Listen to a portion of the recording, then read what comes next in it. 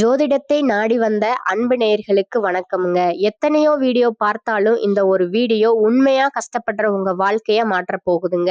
அப்படி என்ன இந்த வீடியோல இருக்குன்னு தெரிஞ்சுக்கிறதுக்கு முன்னாடி நம்ம சேனலை முதல் முறையா பார்க்குறவங்களா இருந்தா சப்ஸ்கிரைப் பண்ணிக்கோங்க. பெல் பட்டனையும் கொடுத்து ஆல் அப்படிங்கிற ஆப்ஷனை சூஸ் பண்ணி வச்சுக்கோங்க. அப்பதான் நாங்க போடுற ஒவ்வொரு பதிவும் உங்ககிட்ட வந்து சேருமுங்க. எப்பவுமே ஒரு நல்ல விஷயத்தை தொடங்குவதற்கு முன்னாடி எம்பெருமான் முருகனை மனசார வேண்டிக்கோங்க. நீங்களும் நான் சொல்ற மந்திரத்தை சொல்லிக்கிட்டு கமெண்ட் பாக்ஸ்ல ஒரு கமெண்ட் பண்ணிடுங்க. ஓம் முருகா சரணம், ஓம் முருகா சரணம், ஓம் முருகா சரணம்.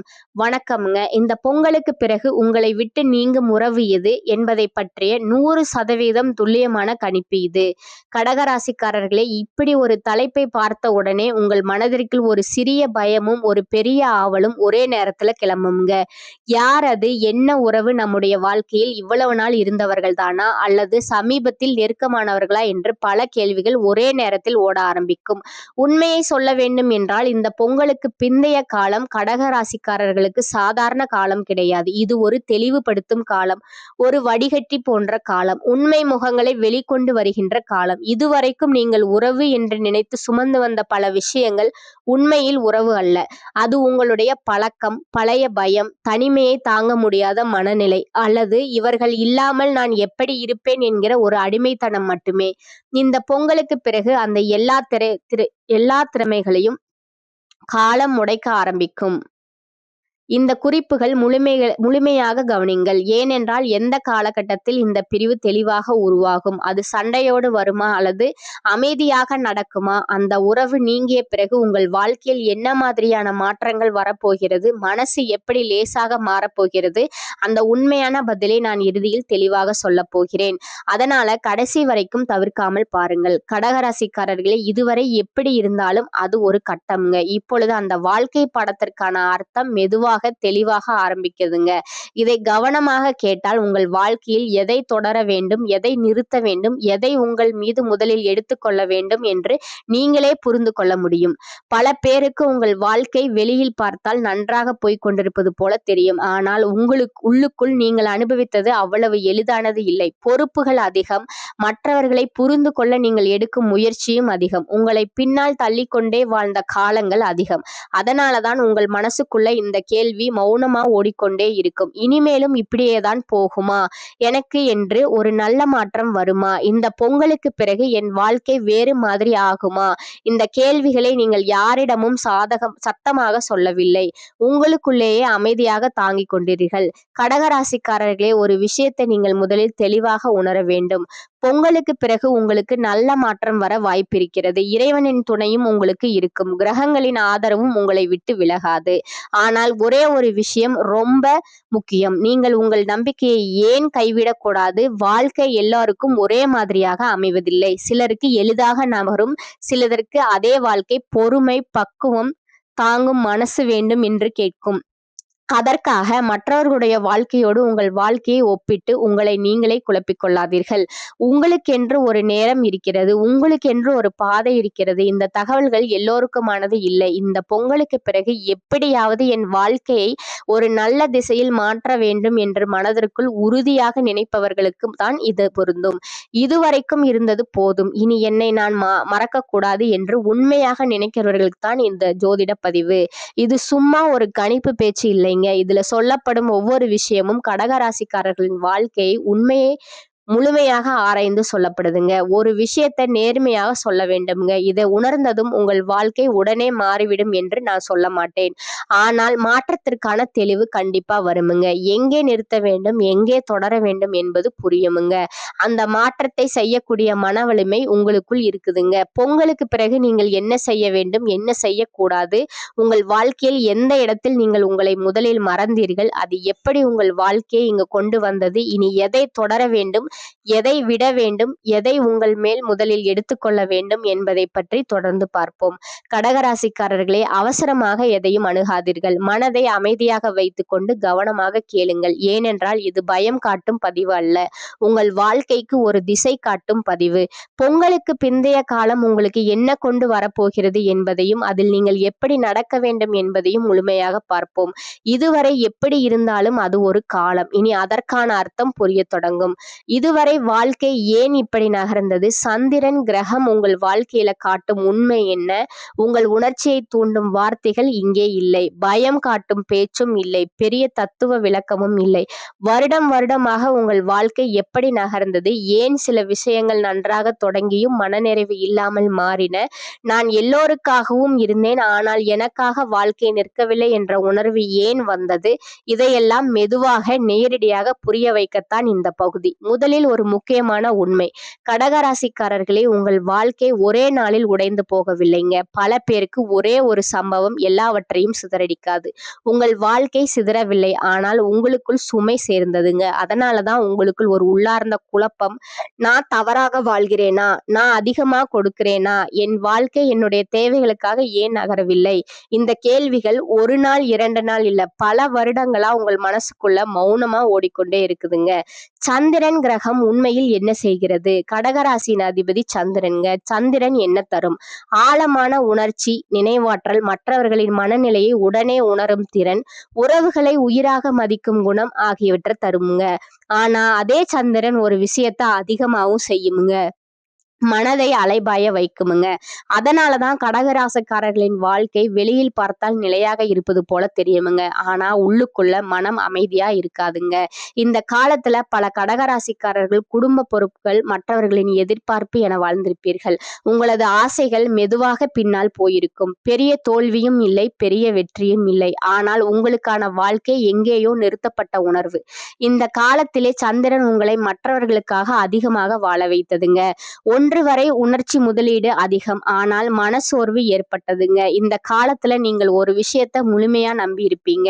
இந்த உறவு நிலைக்கும், இந்த வேலை எனக்கு பொருந்தும், இந்த இடத்தில் எனக்கு பாதுகாப்புன்னு நினைத்திருப்பீர்கள். ஆனால் நடந்தது வேறு. நீங்கள் கொடுத்த அளவுக்கு திரும்ப கிடைக்கவில்லை. இந்த காலத்தில் சந்திரன் மற்றும் சுக்கிரன் சார்ந்த நிலைகள் உணர்ச்சியை ஆழமாக்கினங்க, ஆனால் தெளிவை உடனே தரலைங்க. இந்த காலம் கடகராசிக்காரர்களுக்கு மனதிற்கு மிகவும் கடினமானதுங்க. வெளியில் எல்லாம் சீராக நடப்பது போல தெரிந்தாலும் உள்ளுக்குள்ள ஒரு கேள்வி ஓடியது. இதுதான் வாழ்க்கையா? நான் எங்கே தவறினேன்? எனக்கான இடம் இது. இந்த காலத்தில் சனி கிரகத்தின் தாக்கம் உங்களுக்கு உள்ளார்ந்த அழுத்தத்தை அதிகப்படுத்தியதுங்க. சனி எல்லையை கற்றுக் கொடுக்கும், கடகராசியை விட்டு கொடுத்தலை விரும்புங்க. இந்த இரண்டும் மோதியதால் இந்த காலம் கடினமாக தோன்றி, இந்த காலம் கடகராசிக்காரர்களுக்கு மிக முக்கியமான கட்டம்ங்க. ஏனென்றால் இந்த நேரத்தில் ஒரு தெளிவு வந்திருக்கும். நான் எல்லோருக்காகவும் இருக்கிறேன், ஆனால் என்னை நான் எங்கே வைத்திருக்கிறேன்? பொறுப்பு இருக்கிறது, அனுபவம் இருக்கிறது, புரிதல் இருக்கிறது, ஆனால் மனநிறைவு இல்லை. இது பலவீனம் இல்லைங்க, இது தோல்வியும் இல்லைங்க. இது உங்கள் மனதோட எல்லை போட கற்றுக்கொண்ட ஒரு தயாரிப்பு காலம்ங்க. வாழ்க்கையோட உண்மை இதுதாங்க. நீங்கள் எங்கே சிக்கினீர்கள் கடகராசிக்காரர்களே? நேர்மையாக சொல்கிறேன், நீங்கள் மற்றவர்களுக்காக தான் அதிகமாக வாழ்ந்தீர்கள். உங்கள் தேவைகளை பின்னால் தள்ளி பரவாயில்லை என்று சொல்லிக்கொண்டே உங்களை மறந்தீர்கள். இதெல்லாம் உங்கள் குற்றமில்லை, இது சந்திர கிரகத்தின் இயல்பு. ஆனால் அந்த இயல்புக்கு எல்லை வைக்காமல் வாழ்ந்ததால் வாழ்க்கை கனமாக தோன்றியது. தை பிறந்தால் வழி பிறக்கும் என்பார்கள். அது போல இந்த பொங்கலுக்கு பிறகு உங்கள் மனதில் இருந்த பாரம் குறைய தொடங்குமுங்க. உங்களை சுற்றியுள்ள போலி முகங்கள் விலகி உங்களுக்காக உண்மையாக நிற்கும் மனிதர்கள் யார் என்பது உங்களுக்கு தெரியுமுங்க. உங்களுடைய தேவைகளுக்காக நீங்கள் வாழத் தொடங்கும் புதிய அத்தியாயம் இதுங்க. இனி பயப்பட தேவையில்லைங்க. இந்த பொங்கலுக்கு பிறகு நீங்கள் எடுக்க போகும் ஒவ்வொரு முடிவும் உங்கள் முன்னேற்றத்திற்கான படிக்கட்டாக அமையுமுங்க. உங்கள் மீதான நம்பிக்கையை அதிகப்படுத்துங்கள். இறைவனோட அருள் உங்களுக்கு பரிபூர்ணமா இருக்குதுங்க. தேய்பிரையாக இருந்த உங்கள் வாழ்க்கை இனி வளர்பிறையாக மாறப்போகிறதுங்க. மனதை அமைதியா வைத்துக் கொள்ளுங்கள். தேவையற்ற உறவுகளின் பிரிவு உங்களை செதுக்க வந்த ஒரு கருவி என்பதை உணர்ந்துங்க. இந்த பொங்கலுக்கு பிறகு உங்கள் வாழ்வில் மகிழ்ச்சியும் நிம்மதியும் புதிய வாய்ப்புகளும் தேடி வரும் என்பது உறுதி. கடகராசிக்காரர்களே, இதுவரை நாம் பார்த்தது உங்கள் கடந்த கால போராட்டங்களை பற்றி. இப்பொழுது இந்த பொங்கலுக்கு பிறகு உங்கள் வாழ்க்கையில் நீங்க போகும் உறவு யார்? அதன் பிறகு உங்கள் வாழ்க்கை எப்படி ஒளிமயமாக போகிறது என்பதை பற்றி பார்ப்போம். உண்மையில் இந்த பொங்கலுக்கு பிறகு உங்கள் வாழ்க்கையிலிருந்து விலகப் போவது ஒரு நபர் மட்டுமல்ல, உங்களை இத்தனை காலம் கட்டி போட்டிருந்த ஒரு எதிர்மறை ஆற்றல். அது உங்கள் நெருங்கிய நண்பராக இருக்கலாம், உறவினராக இருக்கலாம், அல்லது உங்கள் வளர்ச்சியில் அக்கறை இருப்பது போல் நடித்த ஒரு நிழலாக இருக்கலாம். அவர்கள் உங்களை விட்டு விலகும் போது ஆரம்பத்தில் ஒரு வலி இருப்பது போல் தோன்றும். ஆனால் அந்த வலி உங்கள் காயத்திற்கான மருந்து என்பதை விரைவில் நீங்க புரிஞ்சுப்பீங்க. இந்த பொங்கலுக்கு பிறகு சூரியன் மகர ராசியில் சஞ்சரிக்கும் இந்த தை மாதம் முதல் உங்கள் ராசிக்கு ஒரு புதிய தெளிவு பிறக்கும். இதுவரை எதற்கெடுத்தாலும் மற்றவர்கள் என்ன நினைப்பார்கள் என்று யோசித்த நீங்கள் இனி எனக்கு எது நல்லது என்று யோசிக்க தொடங்குவீர்கள். இது சுயநலம் அல்ல, இது சுய பாதுகாப்புங்க. நீங்கள் இழந்த அந்த உறவு அல்லது அந்த பிணைப்புக்கு பதிலாக இறைவன் உங்களுக்கு ஒரு புதிய வாசலை திறந்து வைப்பார். அது ஒரு புதிய வேலையாக இருக்கலாம், உங்களை புரிந்து கொள்ளும் ஒரு புதிய நட்பாக இருக்கலாம், அல்லது உங்கள் மனதிற்கு பிடித்த ஒரு கலையாக இருக்கலாம். எதுவாக இருந்தாலும் அது உங்கள் ஆன்மாவிற்கு அமைதியை தருமுங்க. நீங்கள் சந்திரனின் ஆதிக்கத்தில் பிறந்தவர்கள். சந்திரன் தேய்வதும் வளர்வதும் அதன் இயல்பு. இதுவரை உங்கள் வாழ்க்கை தேய்பிறையாக இருந்திருக்கலாம், ஆனால் இந்த பொங்கலுக்கு பிறகு உங்கள் வாழ்க்கை வளர்பிறையாக மாறப்போகிறதுங்க. உங்கள் மனதில் இருந்த குழப்பங்கள் நீங்கி ஒரு தெளிவான நீரோடை போன்ற நிதானம் உங்களிடம் குடியேறும். இனி நீங்கள் செய்ய வேண்டியது ஒன்றே ஒன்றுதான். கடந்து போன உறவுகளை பற்றியோ உங்களை ஏமாற்றியவர்களை பற்றியோ நினைத்து வருந்தாதீர்கள். அவர்கள் உங்கள் வாழ்க்கையிலிருந்து விலகியது உங்கள் எதிர்கால வெற்றிக்கு ஒரு வழிவிடுவதற்காகத்தான். இந்த பொங்கலுக்கு பிறகு நீங்கள் எடுக்க போகும் ஒவ்வொரு முடிவும் உங்களை ஒரு உயர்ந்த இடத்திற்கு கொண்டு செல்லும். மன தைரியத்தோடு இருங்கள். உங்கள் உழைப்பும் நேர்மையும் மற்றவர்கள் மீது நீங்கள் காட்டும் உண்மையான அன்பும் உங்களுக்கு கை கொடுக்குமுங்க. இந்த புத்தாண்டு மற்றும் பொங்கல் திருநாள் உங்கள் வாழ்வில் ஒரு புதிய அத்தியாயத்தை தொடங்கி வைக்கும் என்பது உறுதிங்க. பொங்கலுக்கு பிறகு உங்கள் வாழ்க்கையில் ஏற்படும் மாற்றங்கள் உங்களுக்கு சாதகமாக அமையுமுங்க. மனரீதியான போராட்டங்கள் நீங்கி நிம்மதி கிடைக்குமுங்க. நீங்கள் செய்ய வேண்டிய எளிய மற்றும் சக்தி வாய்ந்த பரிகாரங்கள் பார்த்தீங்கன்னா, கடகராசியோட அதிபதி சந்திரன் என்பதால மனக்குழப்பம் நீங்க திங்கட்கிழமை தோறும் சிவபெருமானுக்கு பால் அபிஷேகம் செய்வது அல்லது சிவபெருமான் தலையில் இருக்கும் சந்திரனை மனதார நினைத்து வழிபடுவது சிறந்ததுங்க. இது உங்கள் மன உறுதியை அதிகரிக்குமுங்க. பொங்கலுக்கு பிறகு வரும் காலங்களில் தாகத்தோடு இருப்பவர்களுக்கு தண்ணீர் வழங்குவது அல்லது பறவைகளுக்கு தண்ணீர் வைப்பது உங்கள் ராசிக்கு மிகப்பெரிய புண்ணியத்தை தருமுங்க. நீர்நிலைகளை தூய்மையாக வைத்திருக்க உதவுவதும் ஒரு சிறந்த பரிகாரமேங்க. இறுதியாக ஒரு விஷயம், வாழ்க்கை என்பது ஒரு வட்டம்ங்க. அதில் கஷ்டங்களும் நஷ்டங்களும் நிரந்தரம் அல்லங்க. இந்த பொங்கலுக்கு பிறகு உங்கள் வாழ்க்கையில ஏற்பட போகும் மாற்றங்கள் அனைத்தும் உங்களை ஒரு சிறந்த மனிதராக மாற்றவும் உங்கள் எதிர்காலத்தை ஒளிமயமாக்கவும் இயற்கை நடத்தும் நாடகமேங்க. பிரியும் உறவுகளை பற்றி கவலைப்படாதீர்கள். ஏனென்றால் தகுதியற்றவை விலகினால்தான் தகுதியானவை உங்களை தேடும் வருமுங்க. இது உங்களுக்கு மகிழ்ச்சியான காலகட்டமாக இருக்குமுங்க. தனவாக்கு குடும்பஸ்தான அதிபதி சூரியன் சமசப்தமஸ்தானத்துல நின்று ராசியை பார்க்கிறாருங்க. உங்களின் முயற்சிகளுக்கு நல்ல பலன் கிடைக்குமுங்க. பொருளாதாரம் உயர்வதோடு குடும்பத்துல அமைதியும் நிம்மதியும் ஏற்படுமுங்க. ஆரோக்கியம், தொழில், கல்வி, உத்தியோகம் போன்றவற்றில் நிலவிய தடை பிரச்சனைகள் சீராகுமுங்க. குடும்பத்தின் மூத்த உறுப்பினர்கள் மூத்த சகோதர வகையில் ஆதரவும் அன்பும் கிடைக்குமுங்க. தந்தை வழி உறவு மேம்படுமுங்க. திருமண முயற்சி இருப்பவர்களுக்கு நல்ல வரன் அமையுமுங்க. பிரிந்த தம்பதிகள் அல்லது பிரிவை நோக்கி சென்று கொண்டிருந்த தம்பதிகளிடையே இருக்கும் மனக்கசப்புகள் நீங்கி மீண்டும் சேர்ந்து வாழ்வாங்க. கொடுக்கல் வாங்கல் சீராகுமுங்க. புதிய தொழில் கூட்டாளிகள் கிடைப்பார்கள். இழுபறியாக இருந்த வழக்குகளில் சாதகமான பலன் உண்டாகுமுங்க. வாழ்க்கை துணையால நல்ல மாற்றமும் ஏற்றமும் உண்டாகுமுங்க. இரத்த சம்பந்த உறவுகளுக்கு முக்கியத்துவம் கொடுக்கும் கடகராசி அன்பர்களே, நீங்கள் தலைமை தாங்குவதில் வல்லவர்கள். இந்த மாதம் கோபம், வேகம் இருக்கலாமுங்க. மற்றவர்களிடம் அனுசரித்து செல்வது நன்மையை தருமுங்க. நண்பர்களிடம் பகை ஏற்படலாமுங்க. பிடிவாதத்தை விட்டு விடுவது காரிய வெற்றிக்கு உதவுங்க. வீண் குற்றச்சாட்டுகளுக்கு ஆளாக நேரிடலாமுங்க. எதிலும் திருப்தி இல்லாத மனநிலை இருக்குமுங்க. பயணம் மூலம் சாதகம் கிடைக்குமுங்க. கடித போக்குவரத்து நன்மை தருமுங்க. தொழில் வியாபாரம் தொடர்பான நெருக்கடிகளை சந்திக்க வேண்டி வருமுங்க. எந்த நெருக்கடிகளையும் சமாளிக்கும் தெம்பு வருமுங்க. புது வியாபாரம் தொடர்பான காரியங்கள் சாதகமாக முடியுமுங்க. உத்தியோகத்தில் இருப்பவர்களுக்கு புதிய பொறுப்புகள் சுமையாக வரும். நிதானம் தேவைங்க. சக ஊழியர்களுடன் சாமர்த்தியமாக பழகி காரிய அனுகூலம் அடைவீர்கள். குடும்ப விவகாரங்களில் சாமர்த்தியமாக நடந்து கொண்டு எல்லாவற்றையும் சமாளிப்பீர்கள். கணவன் மனைவிக்கிடையே மனம் விட்டு பேசுவது கருத்து வேற்றுமை ஏற்படாமல் தடுக்கும். பிள்ளைகளிடம் கோபமாக பேசாமல் அன்பாக பேசுவது நல்லது. வாகன வசதி உண்டாகும். பெண்களுக்கு அடுத்தவர்களிடம் வாக்குவாதத்தை தவிர்ப்பது நன்மை தரும். நீண்ட தூர தகவல்கள் நல்லவையாக இருக்கும். எதிலும் நிதானம் கவனம் தேவைங்க. கலைத்துறையினருக்கு முன்னேற்றம் சீரான பாதையில் இருக்கும். எடுத்த பணிகளில் சாதகமான போக்கு காணப்படுமுங்க. எதிர்பார்த்த லாபம் கிடைக்குமுங்க. பொறுப்புகள் கூடுமுங்க. திறமை வெளிப்படுமுங்க. வெளிநாட்டு பயணங்கள் ஏற்படுமுங்க.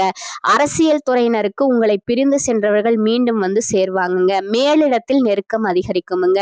மேலிடத்தினோட விருப்பத்தை நிறைவேற்றுவதில் ஆர்வம் காட்டுவீங்க. ஒப்பந்தங்கள் நல்ல முறையில் வரத்து இருக்குமுங்க. மரியாதையும் அந்தஸ்தும் கூடுமுங்க. மாணவர்களுக்கு பதற்றம் கொள்ளாமல் நிதானமாக பாடங்களை படிப்பது நல்லதுங்க. சக மாணவர்களால் அனுகூலம் உண்டாகுமுங்க. பொருளாதார வசதிக்கு குறைவில்லைங்க. செலவுகள் ஏற்பட்டாலும் சமாளித்து விடுவீங்க. நெருங்கிய உறவினர்களிடம் பக்குவமாக நடந்து கொள்வதன் மூலம் தேவையற்ற பிரச்சனைகளை தவிர்த்து விடலாமுங்க. கணவன் மனைவிக்கிடையே அந்யோன்யம் அதிகரிக்குமுங்க. திருமண வயதில் இருப்பவர்களுக்கு நல்ல இடத்தில் திருமணம் நிச்சயமாகுமுங்க. பிள்ளைகளுக்காக செலவு செய்ய நேரிடுமுங்க. அலுவலகத்தில் நீங்கள் எவ்வளவுதான் உழைத்தாலும் அதற்கேற்ற அங்கீகாரம் கிடைக்காதுங்க. சக பணியாளர்களிடம் எதிர்பார்க்கும் உதவி கிடைக்காதுங்க.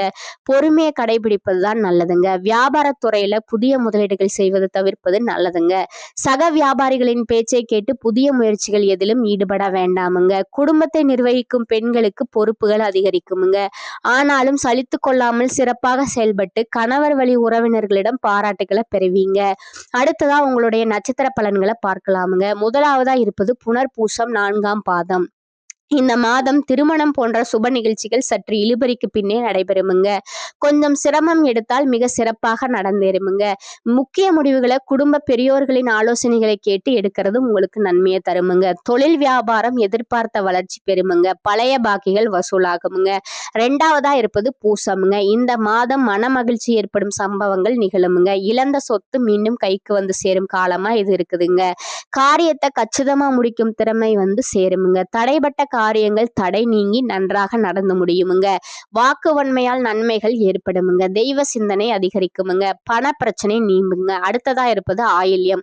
இந்த மாதம் நண்பர்கள் மூலம் உதவிகள் கிடைக்குமுங்க. வாகன யோகம் உண்டாகுமுங்க.